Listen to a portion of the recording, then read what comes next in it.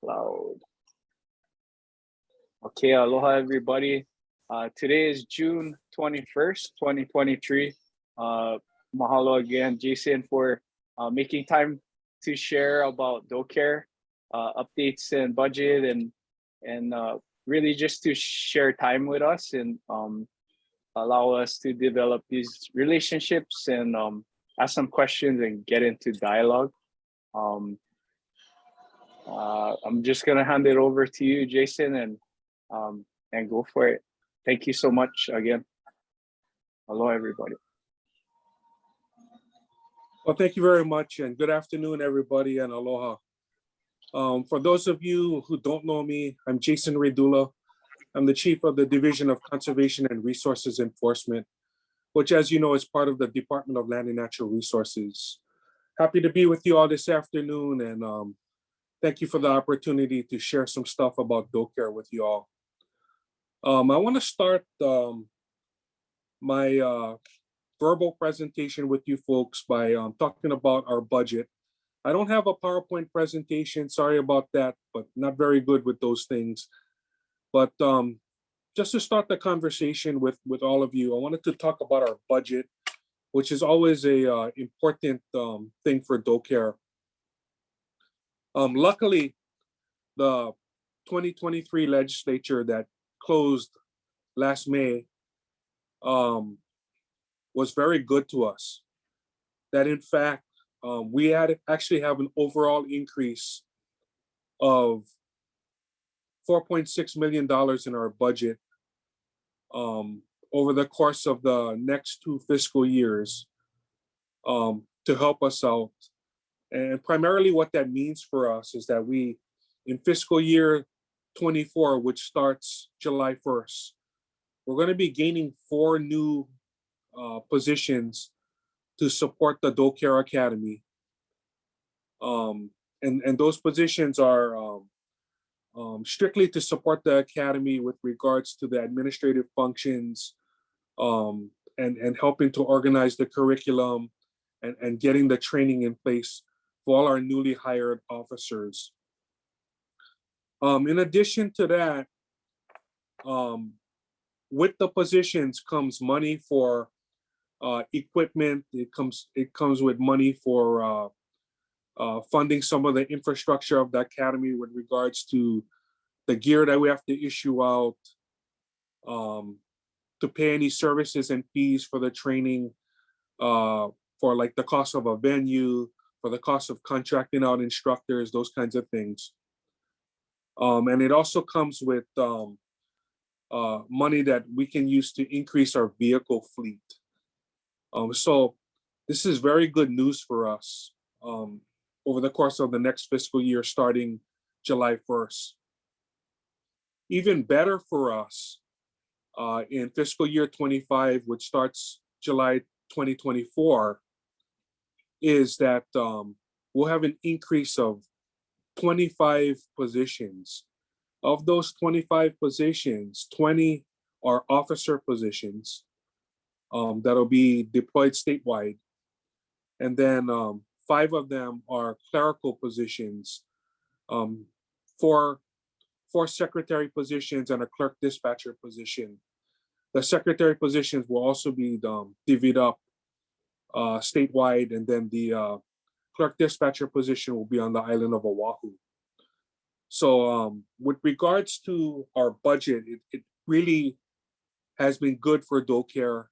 We're very lucky to have supporters in the legislature that want to help us out. We're also very lucky that we have our partners in the community, such as all of you folks that have put in very supportive testimony to help DOCARE out. So we really appreciate that. So, you know, we're looking pretty good. You know, the governor has last week made some remarks with regards to line item vetoes of the budget. Thankfully, none of the vetoes that he has discussed affect DOCARE. So we're good with what the legislature has given us, and it's really going to be helpful to us as we progress forward, hire new officers, and get them trained up. With that, I want to move to discussing the status of our positions and our vacancies. So, DOCARE, like any other agency, has always suffered from vacancies. Like any other organization, we have normal attrition. People leave the agency for one reason or another, whether it's the retirements or whether that they found another job. Unfortunately, over the past, we have had officers who unfortunately have passed away while in our employment for non-work reasons. But these things do happen from time to time, and we're not immune from it. The good part about it is that we recently, just 3 months ago, graduated a recruit class. We now have 42 additional officers in the field. They've completed their field training, and they'll be going solo here in about a week or so. In addition to that, some of you may know we've just started recruiting this past June for more positions to fill. We currently have 25 additional officer vacancies that we're trying to fill with the current recruitment. And we're hoping that we'll get a eligibility list quickly and can proceed with the hiring process once we have the eligibility list. I think Kevin had his hand up there for a second. Did you have a question, Kevin? Oh no, Jason, I was just saying thumbs up. Okay, right on. Thanks.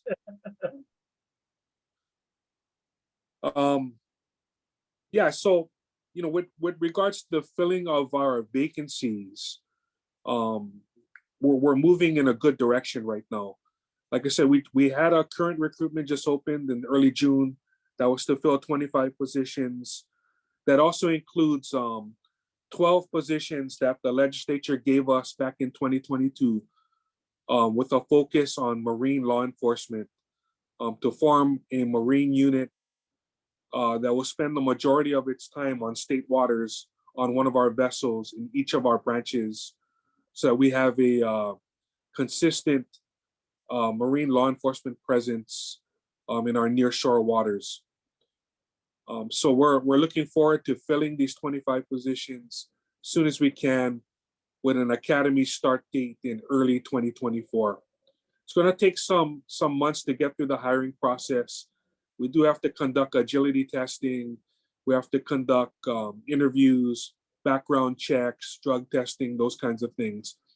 So it's going to take a little while for the people to go through that process and for us to fill these 25 positions.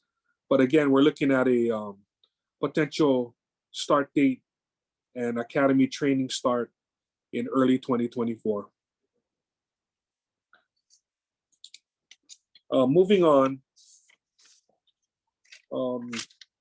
like to kind of also give you guys a update on what's been happening at the legislature for DOCARE in this past session. So very importantly, there was a bill that went through the House and crossed over to the Senate and has been placed in a position to become law here shortly once the governor signs it. And that's our DOCARE drone bill. And, we appreciate that there are some of you on this call who did submit very supportive testimony for that bill.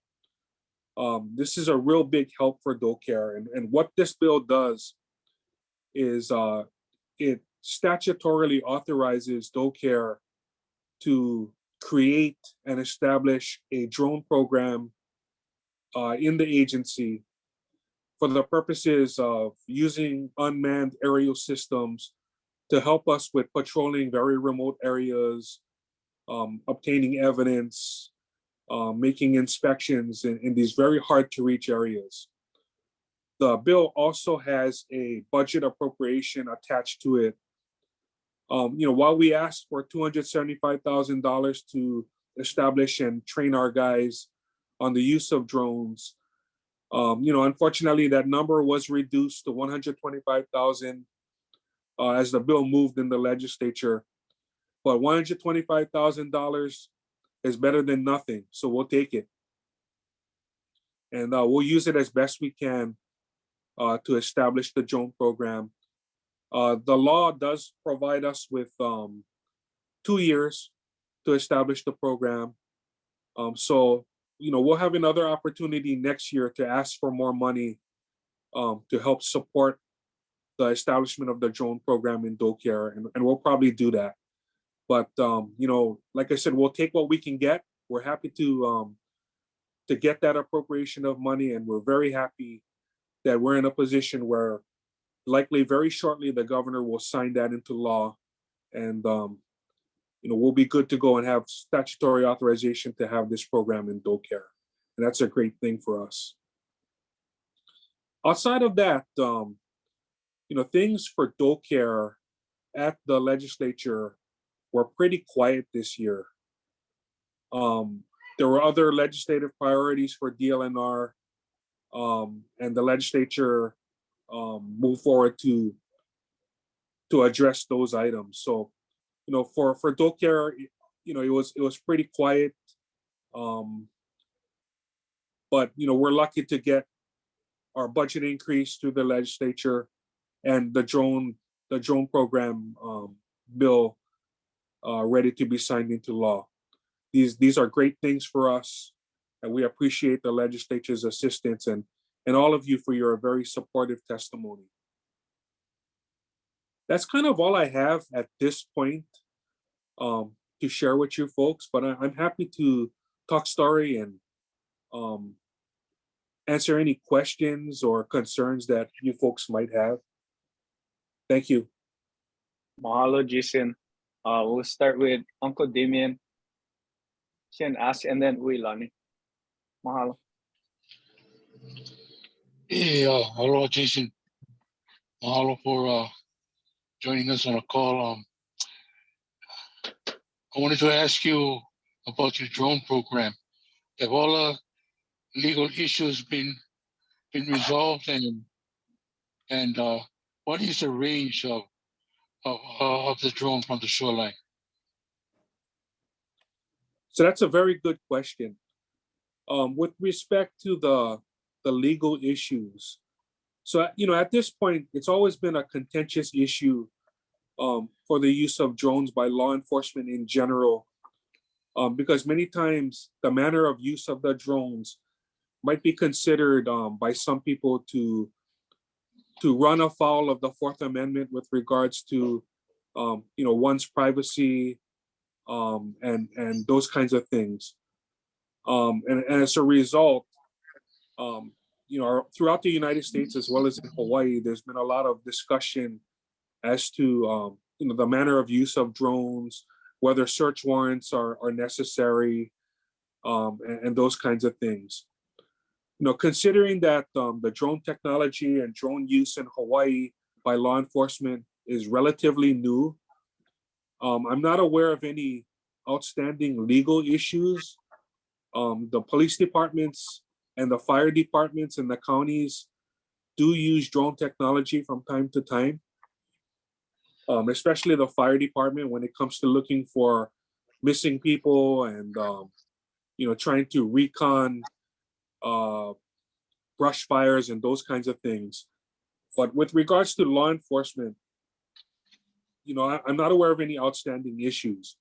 Rest assured, though, that if we come across legal issues or concerns with DOCARE's use of drones, we are going to address that with our Attorney General's office to ensure that our use and manner of use is within proper legal confines. We don't want to be violating people's rights. If we have to use the drones in a way where privacy might be compromised, we're probably going to have to go get a search warrant to support that kind of drone use. But at this point, in general, the idea is for us to have these drones in the field and use them to access and look into areas where it's very remote and hard for us to get into by foot, and very expensive for us to fly in by helicopter to check it out. So the drones allow us to access at a very inexpensive way. So that's kind of where we're at right now. I hope that answers your question. Yeah, Jason, I had another question about the range of the drone from the shoreline. That's a great question. I think it's going to depend on what model and make we actually procure. Now, the bill does provide certain restrictions on the drones that we can procure. It restricts us from not buying these things if they are manufactured in like China, Russia, or Iran. Yeah, and you know that was probably a political move by the legislature to ensure that state money is not, contributing to these countries that kind of have issues in the world today.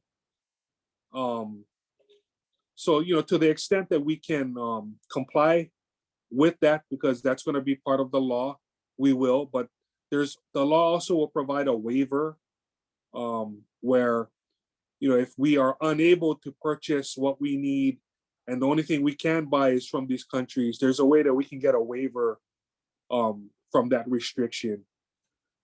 So, to answer your question, I'm not sure what the range is going to be. It's kind of depending on what we buy. But, we also going to have to train our officers, and there are various requirements when you use this kind of technology to ensure that, we have positive control and it remains within line of sight, that kind of thing. So, the drones may have capability that is far reaching, but, we're going to have to temper that with making sure that we remain within the confines of law and of procedure. Thanks for that question. Mahalo. Can I squeeze in one question with drones before you, Auntie? There's like no-fly zones for drones, especially around like airports or Kaena. Do you know or foresee how that might affect or allow you? Would you guys maybe have waivers to fly in those zones potentially, or?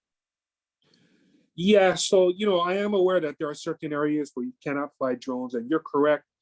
Airspace around airports and other sensitive areas have these restrictions.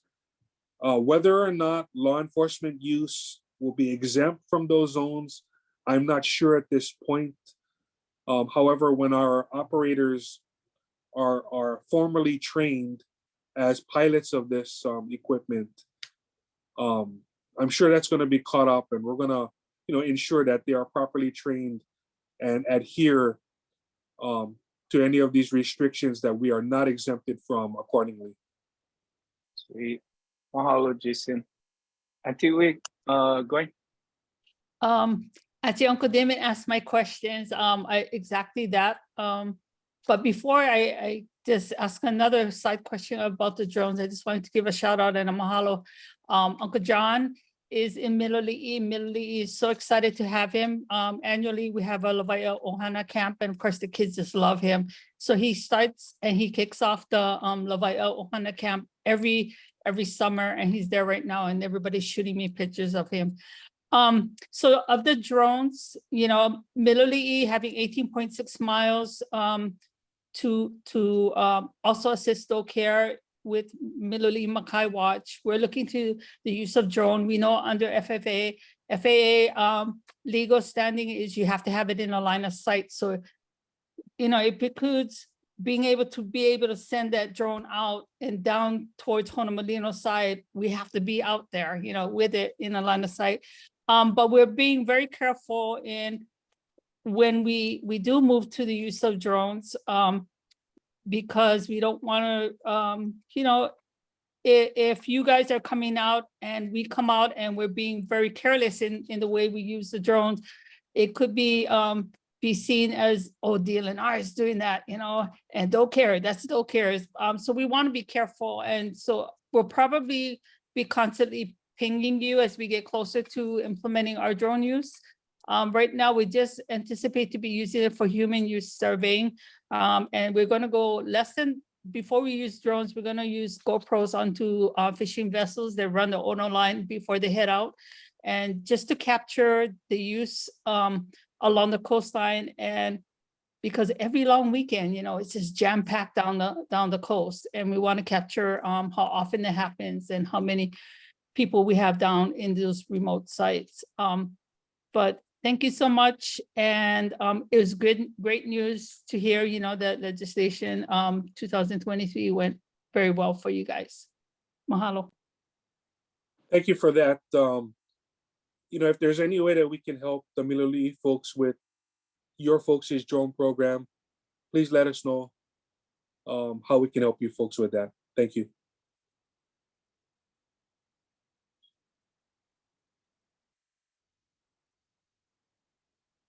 Go ahead, Kev.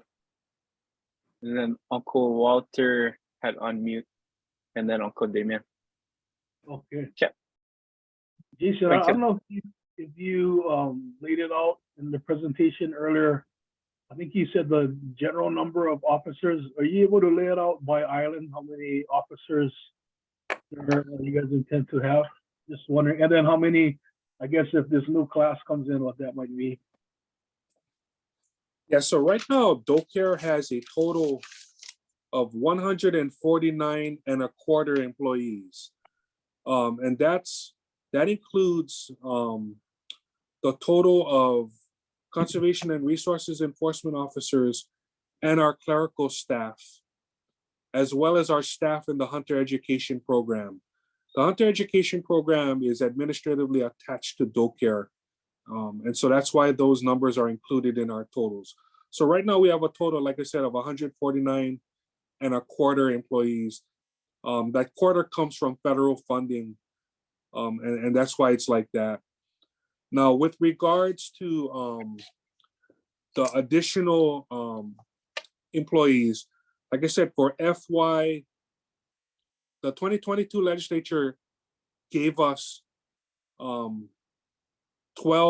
new Creole 1 positions. That's the Conservation and Resource Enforcement Officer 1 positions. That's factored into that 149. And then in FY 25, we have the 25 new positions, 20 officer positions and 5 clerical. In FY 24, we have 4 positions that'll support our academy. And of that 4, 2 of them are supervisory officer positions. 1 is a education specialist and the other is an office assistant. So, in totality, once FY 25 rolls around, we're going to be very close to about 175 or so employees, actually closer to 180 employees in the entire Division of Conservation and Resources Enforcement. To answer your question about what we're recruiting for right now, what that breakdown is. So like I said, we have 25 positions that we're trying to fill. These are officer positions. And that breakdown is, let's see. So for those 25 we're trying to fill, it's 9 on Oahu, 4 on Maui, 4 on Kauai, 6 on Hawaii Island, 1 on Molokai, and 1 on Lanai.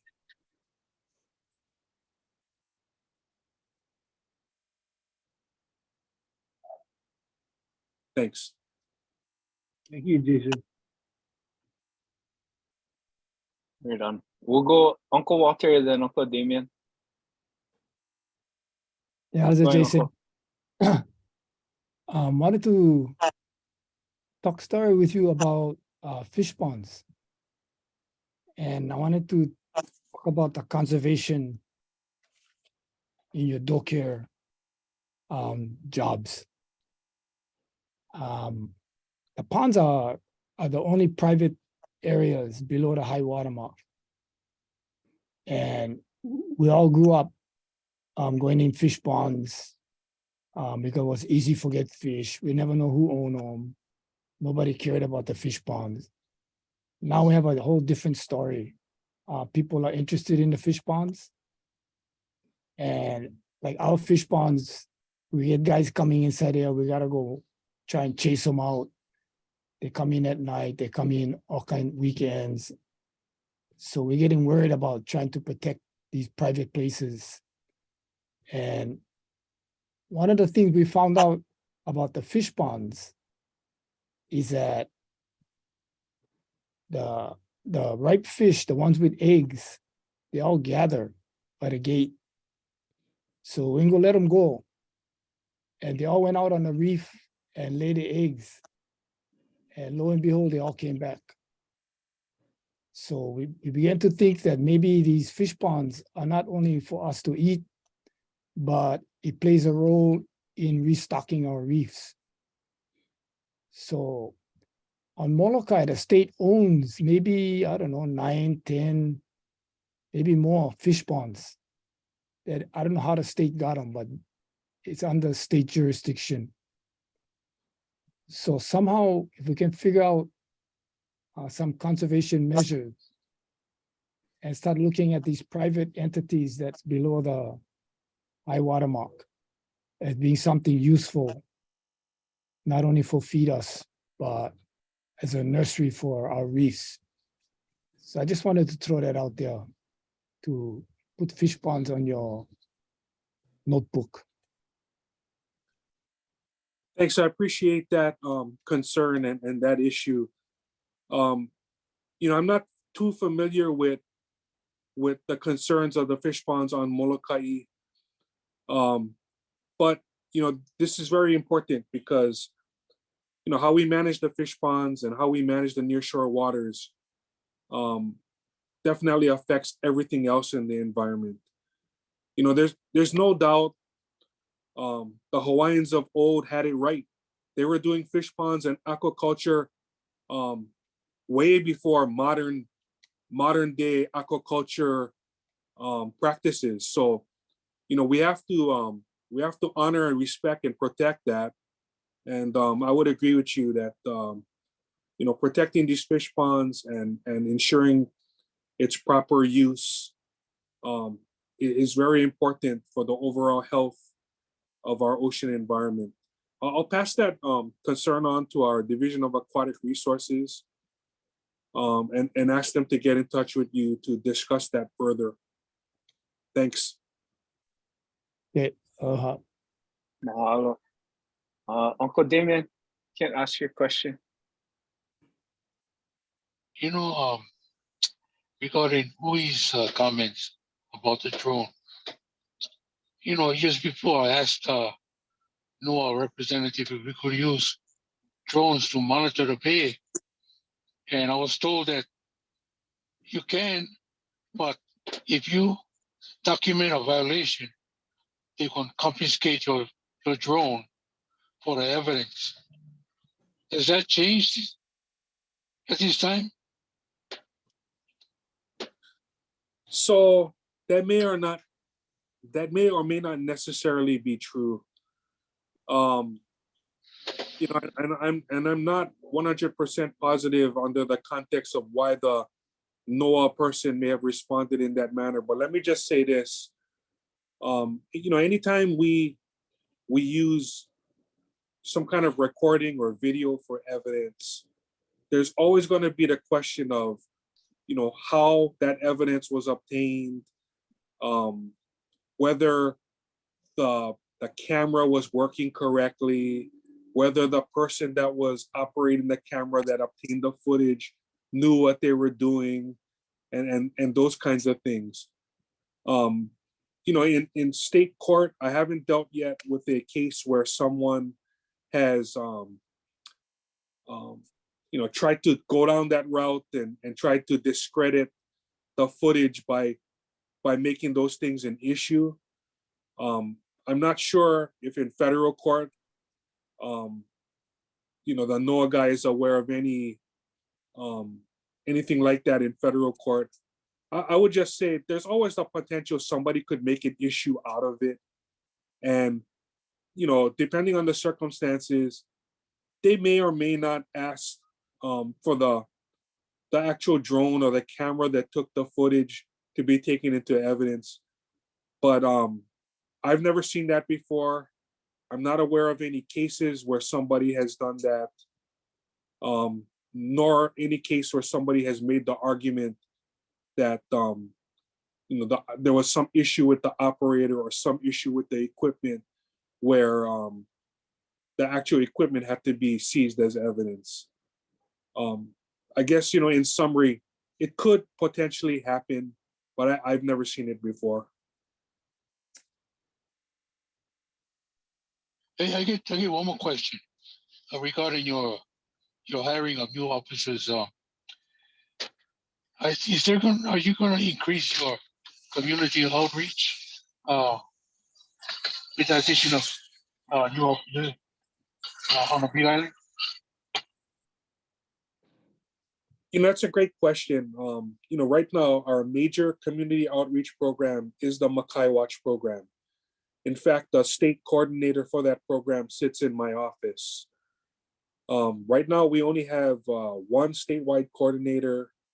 We are looking at using some federal funds to try to get a coordinator from Maui, and to potentially try to get more funding so that each island can have a Makai Watch coordinator. We're not quite there yet. Whether we can expand the program is a big question. We're not opposed to expansion, but we have to make sure that expansion is within our means. So it's hard for me to say yes, that we're going to expand on the Big Island, given that we only have really one staff member at this point to coordinate it.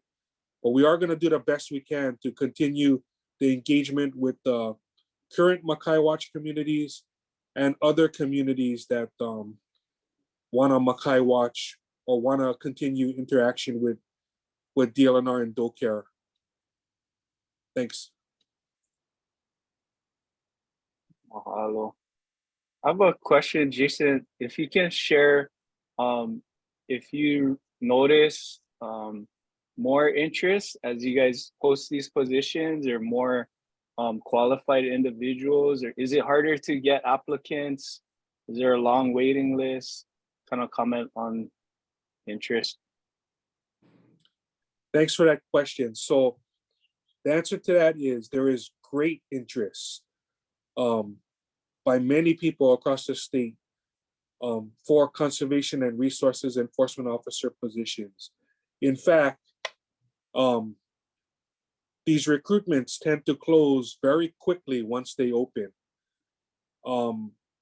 This past recruitment, it was a little bit slower to close than the previous recruitment. That the previous recruitment in 2022, all of the recruitments for the different islands closed within 36 hours of opening. With the last recruitment that opened in early June, it took just a few days for it to close. And what that means to us is that there is great interest by the public in applying for these positions and getting a shot at being hired. Literally hundreds of people apply for these positions. And because of that great amount of applicants, it does take a little while to go through each application to ensure that people meet the minimum requirements so that they can be put on a eligibility list to be hired. So to answer your question, yes, great interest, high number of applicants. A lot of people want to work as DOCARE officers. Nice. Mahalo. Kevin. Hey, Jason, I might have more academic questions, but question I did want to ask is, I remember, I don't know, it was 2-3 years ago, a number of us supported that cooler inspection bill. Just kind of wondering how has that worked out for you guys, or is that kind of thing still stuck? Yeah, thanks for that question. That's a great question. the cooler bill is law. So the cooler bill is just the slang for what's called the inspection authority bill. And basically what that means is it allows a DOCARE officer to inspect closed containers and certain things where the officer has a reasonable and articulable suspicion that it may contain natural resources. And basically, in a nutshell, what that authority allows us to do is to inspect and ask people to present to us upon demand 3 different things. One is any natural resources in their possession. 2 is any methods of take that are in their possession. And 3 is any licenses, authorizations, permits, or stamps that may be in their possession. We've been working with the Attorney General's office to train our officers to ensure that they wield that authority in a very legal manner. As you folks know, as American citizens here in the United States, we are protected by the 4th Amendment of the Constitution to unwarranted search and seizure. And as a result, this inspection authority is not a search warrant. It's an authority to search or to ask the person to exhibit upon demand these 3 narrow items that I just mentioned. So it's not, bust out everything you got and let us, start tearing open your stuff and whatnot. It really is narrow to those 3 items. And the officer has to have a reasonable and articulable suspicion that you have either taken natural resources or is in the process of taking natural resources. So it's very narrow, it's very specific. And, we want to make sure that when our officers use this authority, it's used legally and appropriately, because it can be subject to abuse if it's not used correctly. And that's why we're working very carefully with the Attorney General's office to ensure our guys are properly trained and they use this thing accordingly.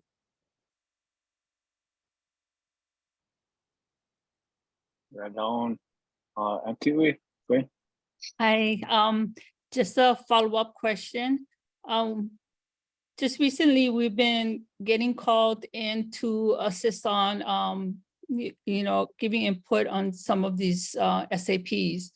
And from my understanding, the requirements of some of them is that they have to be inspected upon coming back into the harbor.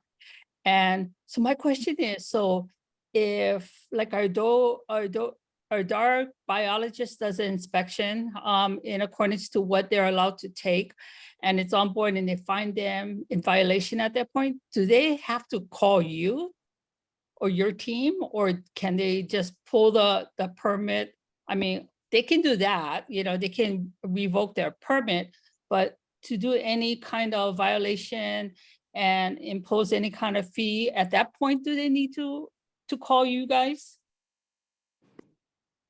Great question. So I think it would be situational in that you are correct. The DAR biologist is an authorized representative of the department and can make inspections to ensure that the catch is legal. In addition to that, if they find a violation, they can call us and, we'll respond to it. And if we find a violation, that person may be subject to a citation. The other thing I'll just mention for everybody's awareness is that in addition to a criminal citation, there are different enforcement tools that the department can wield, yeah? And one of those enforcement tools is called the Civil Resource Violation System. And basically what that is it's a non-criminal it's a non-criminal enforcement approach where basically an officer can come on scene, see a violation, say it might be undersized fish or something like that, and they can issue a citation that comes with a monetary fine. But the difference is, if we issue you the civil resource violation citation, it's non-criminal, it doesn't have a criminal penalty attached to it. And the person just pays their fine, and the situation is resolved at that point. With a criminal citation, that person has to appear in court. They have to enter a plea of guilty or not guilty. And if they plead not guilty, then it gets sent for trial. And then this thing may have to undergo a criminal trial and then be disposed of at court, whether the court finds them guilty or not guilty, and then levy a penalty at that point. So there's different ways that it can be handled. In responding to your question, yes, there's certain things DAR can do, but they can always call DOCARE as well. And then, the other thing is, in addition to the criminal side, the CRVS side, there's also civil enforcement by the Board of Land and Natural Resources, where a division can take a matter before the Board of Land and Natural Resources and ask for enforcement. And we've seen that before with a lot of the aquarium fishermen, where their cases go before the board and they get levied extremely high fines for their take. So there's a couple ways it can be dealt with. It just kind of depends on the situation. Right on. Thank you. Jason, how has the environmental court program improved your folks, the efficacy of your guys' work? Can you comment on that? Yeah, great question. So the environmental court program is really a great thing for DOCARE and DLNR. In each judicial circuit on each island, there are environmental court judges that when a DLNR case is set for trial, it gets set for trial with these judges. These judges are trained and are knowledgeable of DLNR's rules and the laws that DLNR enforces. And so when these matters go before these judges, they have an understanding of the importance of why, the take of a certain fish species is an important thing, and why it needs to be treated very seriously. And as a result, when the environmental court hears these cases, if a defendant is found guilty, the penalties are usually more substantial as a result. And this is good because prior to the environmental court, a lot of our cases weren't seen as being very serious. And, when you're a prosecutor, and a lot of times it's the junior prosecutors that handle the misdemeanor and petty misdemeanor cases in court, a lot of times they may not necessarily understand the seriousness of a resource violation versus, a crime against a person or a crime against property rights.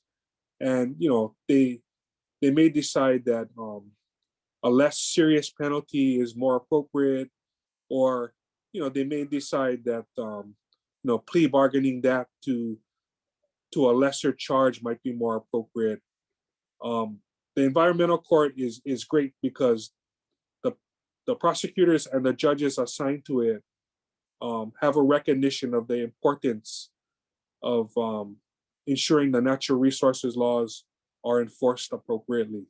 So it's a great thing for us. Bueno, Uncle. Yeah.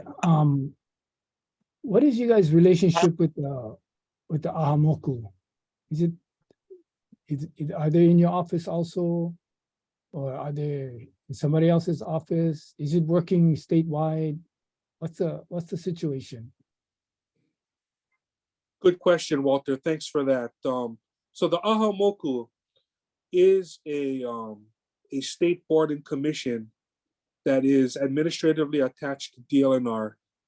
That in fact, Leimana, who is the executive director of the Ahamoku, is situated within DLNR and has her office at our building here in Honolulu. We do work closely with Leimana, who does communicate concerns voiced by the Ahamoku committee members from the various islands to DOCARE. And we've been working with Leimana and the Ahamoku members to address their concerns. So yes, we do have a relationship with the Ahamoku. They are situated here in our building, and we do work closely with them to address their concerns.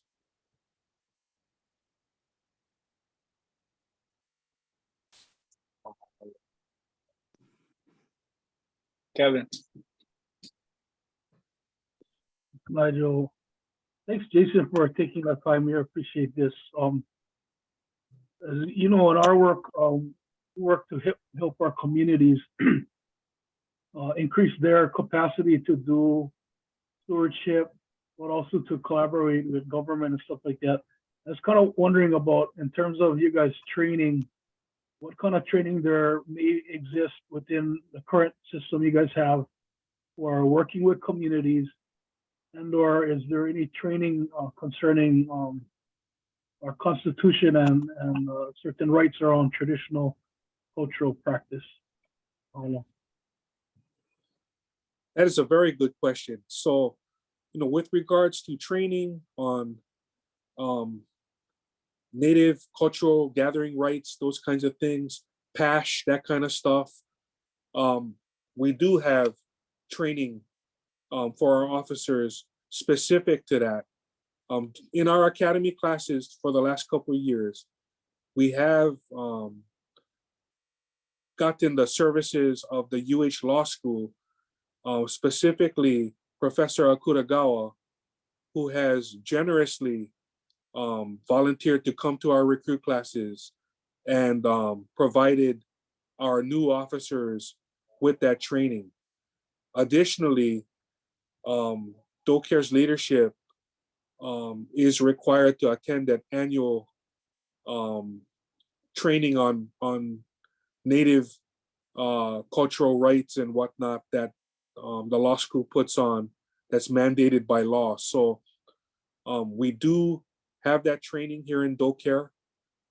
It's an important training because we are finding more circumstances and more situations now. Our officers are coming across people who are committing violations, and they invoke and tell our officers, well, you cannot touch me because I'm invoking my Native cultural gathering rights. And so having this knowledge assist our officers in the field when they deal with these kinds of situations, and when people may make these statements invoking their rights. So this is a really important training subject for DOCARE, and we're going to be continuing that in the future.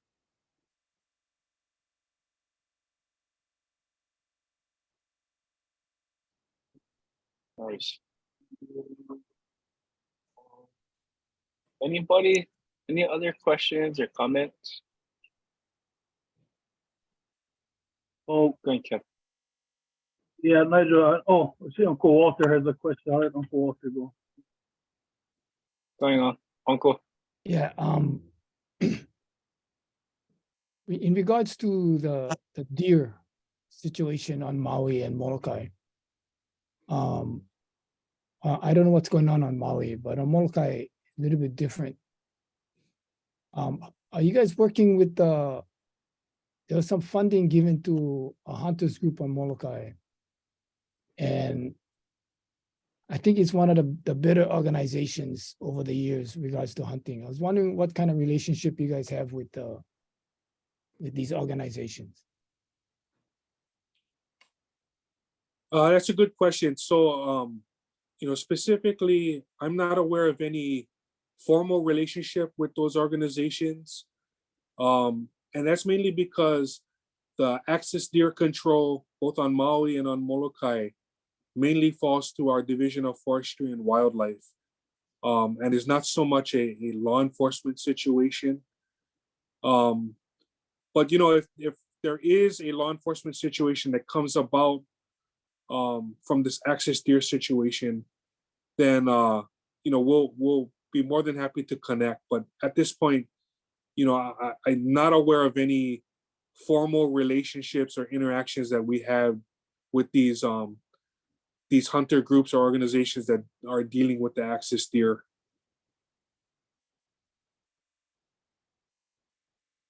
Okay, mahalo. Hello. Kevin. Hey, mahalo, Jason. I feel like actually we could keep going, but I know that our time is up. And I just wanted you to know that we always have wanted this to happen. Hoping that we can continue, like maybe checking in every year or something like this, but also just building the relationship between our folks, our community folks, and you guys, especially as you start getting more folks in the field. In fact, when I first started this job over a decade ago, one of the core things that communities wanted to see was your guys' capacity to do enforcement and work with them. They wanted to see that grow. So it's good to hear what you had to say today. We appreciate it. Well, thank you, Kevin, and thank all of you for allowing me to share and have this opportunity to talk story with all of you today about DOCARE and where we'll be going in the future. I want to just convey my sincere appreciation and thanks to all of you and the organizations that you all represent for your continued support of us. We could not be in the position that we are at today without all of your help and assistance in getting us there, and we sincerely appreciate that. I look forward to continuing this dialogue and interaction with all of you. We are happy to talk story with this group again in the future at any point. Please let me know. Glad to make time and talk story with all of you. And if you folks have any other questions or concerns and you'd like to bring it to my attention, feel free to call me here at DOCARE, or if you have my email address, I'll just give it to all of you. It's Jason, Jason, dot the letter K, dot Redulla, that's REDULLA at hawaii.gov. And my office phone number here is 808-587-0066. Happy to talk story with you folks offline as well. So again, mahalo to all of you. Mahalo, Kevin and Nigel, for setting all of this up. And thank you again for the opportunity to talk story. Have a great rest of your day. Thank you. Mahalo. Mahalo, Jason. Mahalo, everybody. Ahui ho.